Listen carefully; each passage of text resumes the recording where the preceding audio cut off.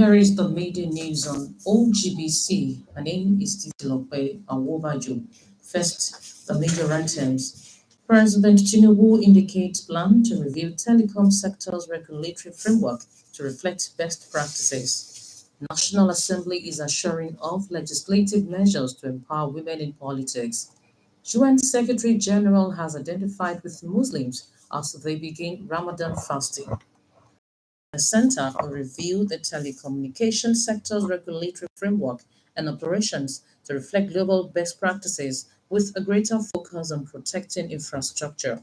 President Bola Tinubu stated this at the State House, Abuja, while receiving a delegation from a telecoms company.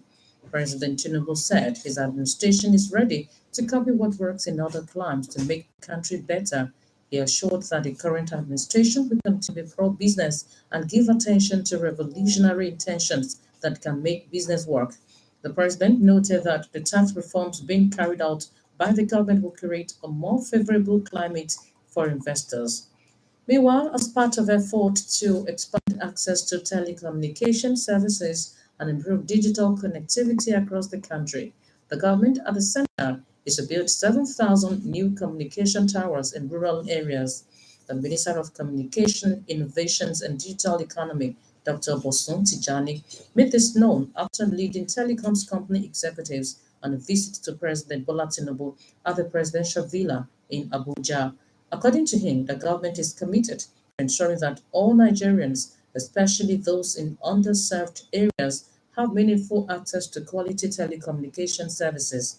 Dr. Tijani noted that the decision to invest in rural infrastructure aligns with the current administration's broader goal of improving digital inclusion and economic opportunities for all citizens.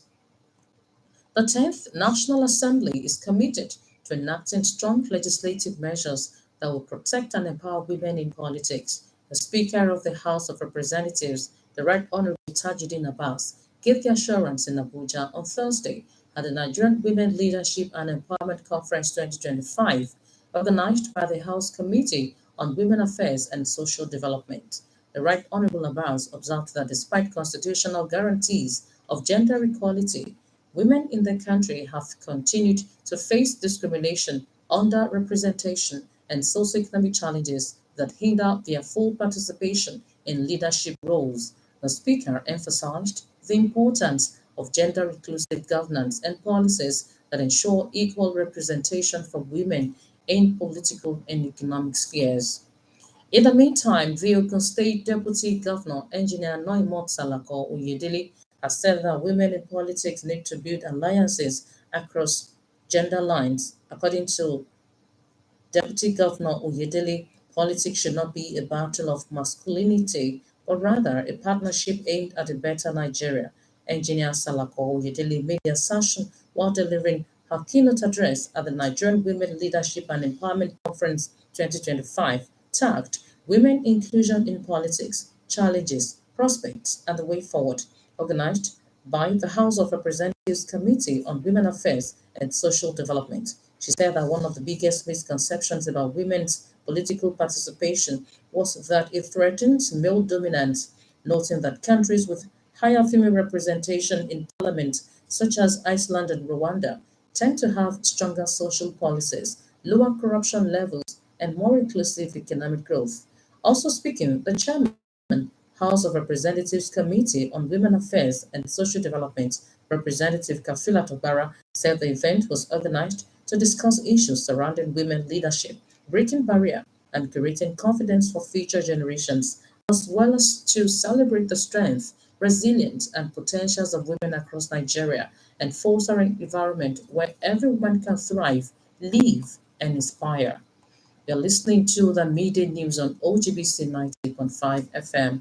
As Muslims around the world begin observing the holy month of Ramadan, the United Nations Secretary General, Mr. Antonio Guterres, has issued a message wishing peace and unity to those observing the sacred month. In his message this Friday, Mr. Guterres expressed his warmest wishes to Muslims worldwide and reflected on the values of compassion, empathy, and generosity that define Ramadan. He noted that Ramadan is not only a time for spiritual reflection, but also an opportunity to reconnect with family, and community, and to remember those who are less fortunate. The UN scribe dedicated a special part of his message to those enduring displacement and violence, offering his support to individuals in regions such as Gaza, Sudan, Sahel, and areas affected by conflict and hardship. The United States President, Mr. Donald Trump, has said he trusted Russian leader, Mr. Vladimir Putin, to stick to any Ukraine ceasefire. President Trump stated this as he and the UK Prime Minister, Mr. Keir Starmer, met in Washington on Thursday. President Trump insisted that he trusted Mr. Putin to honor any truce with Ukraine, contradicting Prime Minister Starmer's warnings that a lack of a US backstop for a deal would encourage the Russian leader to stage a repeat of his February 22nd invasion. Prime Minister Starmer had tried to win security guarantees for Kyiv with the help of a royal invitation to visit Britain. Britain and France have offered to employ peacekeeping troops for Ukraine but want US guarantees of help, including aerial and satellite surveillance and possible air power. Meanwhile, President Donald Trump has said he has a lot of respect for Ukrainian President Mr. Volodymyr Zelensky on the eve of the attacks at the White House. The U.S. leader, who was asked by reporters if he would apologize for recently calling his Ukrainian counterpart a dictator, said he could not believe he had said that, describing Mr. Zelensky as very brave.